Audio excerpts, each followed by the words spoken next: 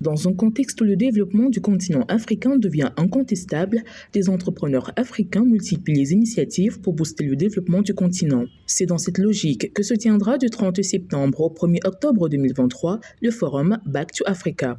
Dédié à la diaspora africaine, ce forum vise notamment à fournir des informations, des conseils et des opportunités pour investir sereinement en Afrique. Les grosses difficultés que nos États ont en Afrique, c'est de pouvoir parler à leur diaspora, pour plusieurs raisons.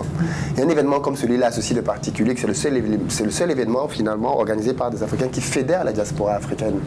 Et donc les gens se retrouvent là avec pour but de parler de business, pour pouvoir anticiper, planifier leur retour au pays éventuel, ou alors simplement de pouvoir contribuer à ce que des choses avancent sur le pays, parce qu'on a par exemple cette année des entreprises qui viennent dans le forum, comme Ijara, qui proposent à la diaspora de pouvoir, depuis la France, depuis l'Hexagone, participer au développement de nos pays, par exemple, en investissant leur argent qui va ensuite être mis à disposition des États au travers des mécanismes financiers qui permettent que cet argent-là finance la construction de routes, d'hôpitaux. Cette fois, plus que l'aide publique au développement APD et bien plus que les fameux investissements directs étrangers IDE, les transferts de la diaspora africaine vers le continent ont atteint 100 milliards de dollars en 2022, soit le 5e du volume de transfert de la diaspora mondiale. Cependant, seuls 3 à 10% de ces transferts sont dédiés à l'investissement productif structurant, selon la Banque mondiale. L'institution financière souligne à cet effet que les contributions financières de la diaspora africaine constituent 30% du PIB au Lesotho et bien plus de 10% au Cap-Vert, au Sénégal et au Togo.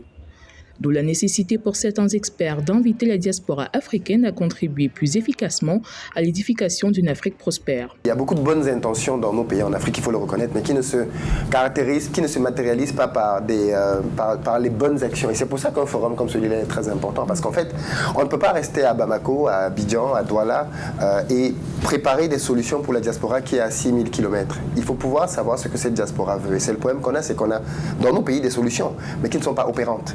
Parce qu'en fait, elles ne viennent pas réellement rencontrer les vrais besoins de la diaspora. C'est pour ça qu'on crée un forum comme ça.